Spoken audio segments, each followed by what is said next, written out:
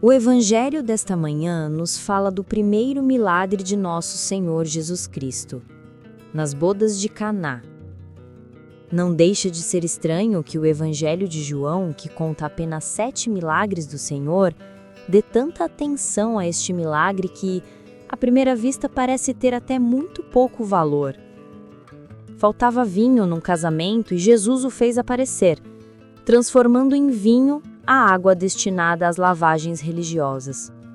Uma pessoa, como eu, por exemplo, que bebe um pouco de vinho aos finais de semana, mas se for preciso passa bem sem vinho, pode mesmo dizer: é pena que Jesus tenha usado seu dom divino tão precioso para fazer um milagre tão pouco útil.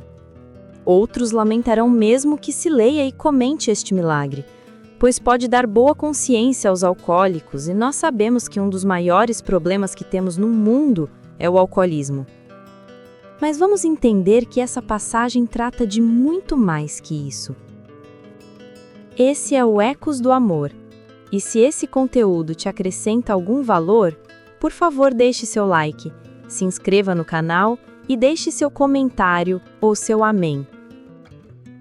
Uma história, 2 sentidos. Mas há um ponto que não podemos ignorar. É que no Evangelho de João, as histórias contadas têm sempre 2 sentidos. O primeiro é o dos fatos em si. Neste caso, houve mesmo um casamento e Jesus, sua mãe e seus apóstolos estavam lá, como convidados. Nesse casamento, Jesus fez a transformação da água em vinho. Estes são os fatos simples e em si mesmos de pouco valor. Se Jesus tivesse vindo à Terra apenas para fazer destes prodígios, não lucraríamos muito com isso. Mas há também nas narrativas de João um segundo sentido. É o sentido secreto, espiritual, se assim o quisermos chamar. E esse é infinitamente mais importante. Alguém disse que o Evangelho de João é como um ananás. É um fruto com uma aparência interessante, embora estranha. Mas o importante não é a parte de fora. É preciso tirar-lhe a casca e depois então é que descobrimos um fruto de sabor delicioso. Lembremo-nos que na Bíblia, o casamento humano serve várias vezes para ilustrar a relação que há entre Deus e o seu povo. O livro Cântico dos Cânticos é um poema muito belo sobre o amor de um homem e de uma mulher, mas foi colocado na Bíblia como livro canônico porque esse amor, é também uma parábola sobre o amor de Deus por Israel, a sua amada, e do amor que Deus quer receber da sua amada. Há muitas passagens do Antigo Testamento que nos falam de Deus como o marido de Israel, mas citarei apenas um texto muito poético de Ezequiel 16, disse Deus: passando por ti, vi-te, e eis que o teu tempo era de amores. E estendi sobre ti a auréola do meu manto, e cobri a tua nudez. E dei-te juramento, e entrei em concerto contigo, diz o Senhor Jeová, e tu ficaste sendo minha.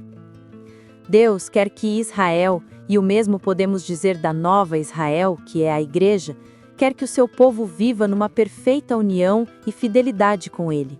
Como idealmente uma esposa vive unida ao seu marido, se quisermos dizer isto em termos de individuais, diremos: Deus quer que vivas a tua vida, que eu viva a minha vida, num relacionamento de comunhão e fidelidade a Ele.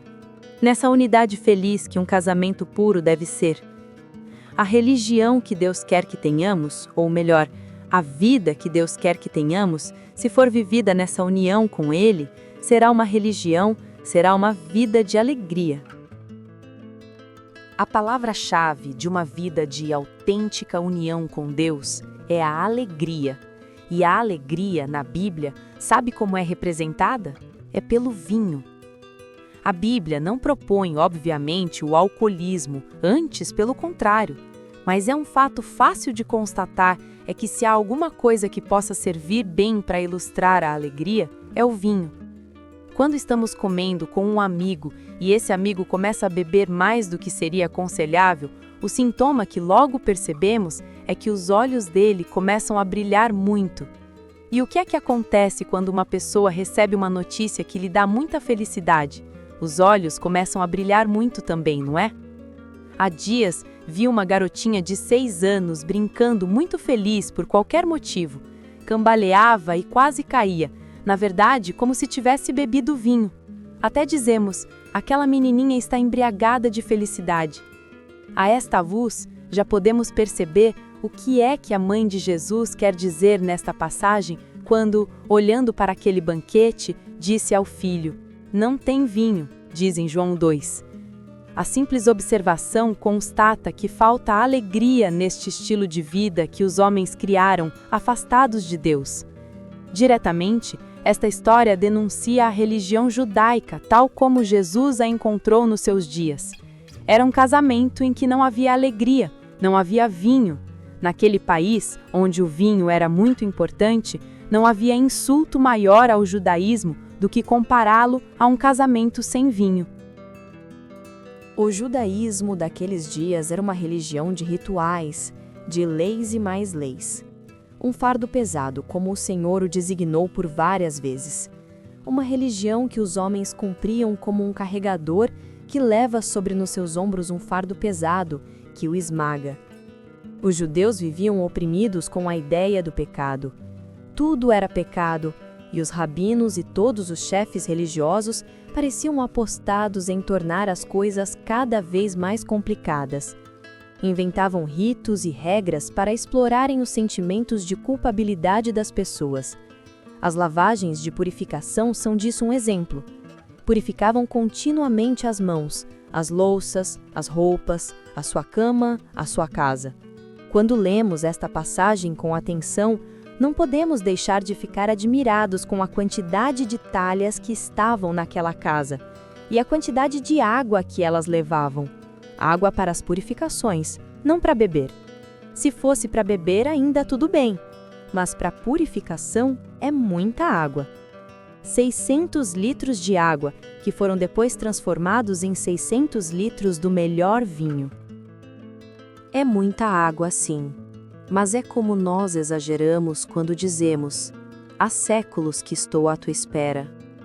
Foi meia hora, mas para quem tem pressa, pareceu séculos. Do que João está falando é da imensidade de regras, de leis, de prescrições, de rituais no meio dos quais o povo judeu se afogava. Mas não falemos dos judeus antigos porque são passado. Nem falemos dos atuais. Falemos de nós cristãos e do modo como estamos vivendo a nossa relação com Deus. Não é ela também, para muitos, um fardo pesado? Não há tantos para quem há também a opressão do pecado, o sentimento de que acabam por nunca agradar a Deus? Não será a vida de muitos homens e mulheres do nosso tempo também um casamento onde falta o vinho? Ou seja, onde falta a alegria? Ou então não há tantas vidas que vivem de um modo sem gosto, de que a água das talhas é bom símbolo? Não há vidas humanas que estão sendo vividas como se fossem um casamento sem vinho? Mas como sair dessa situação? É preciso convidar Jesus para a nossa vida, como aquela família o convidou para o casamento. Mas não basta dizer: entra, Senhor, a partir de agora tu estás em minha casa. No livro de Apocalipse 3, Jesus diz: eis que estou à porta e bato. Se alguém ouve a minha voz e abrir a porta, entrarei em sua casa e com ele cearei, e ele comigo.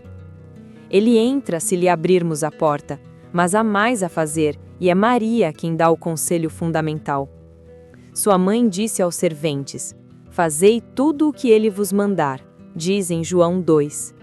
É preciso aceitar aquilo que ele diz, que ele manda fazer, que ele promete.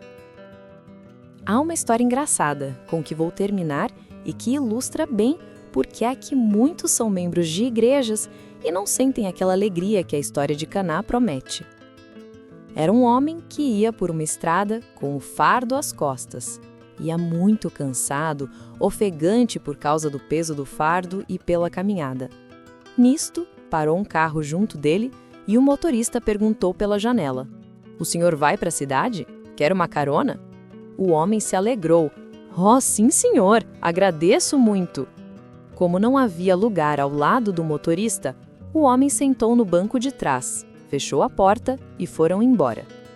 Uns quilômetros depois, o motorista, pelo retrovisor, viu que o homem a quem dava carona ainda estava com o fardo nas costas e disse-lhe: "Ó, senhor, põe o fardo no chão, não vá carregando."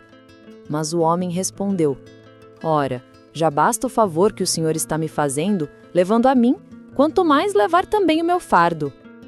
Nós rimos deste homem.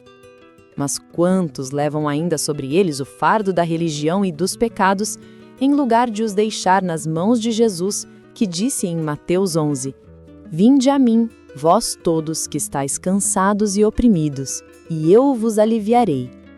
Irmãos e irmãs, entreguemos tudo na nossa vida a Cristo. Amém? Espero que cada versículo tenha lembrado você do cuidado constante de Deus. Que Ele guarde sua vida, sua família e seus sonhos. Obrigada pela sua presença e até o próximo devocional.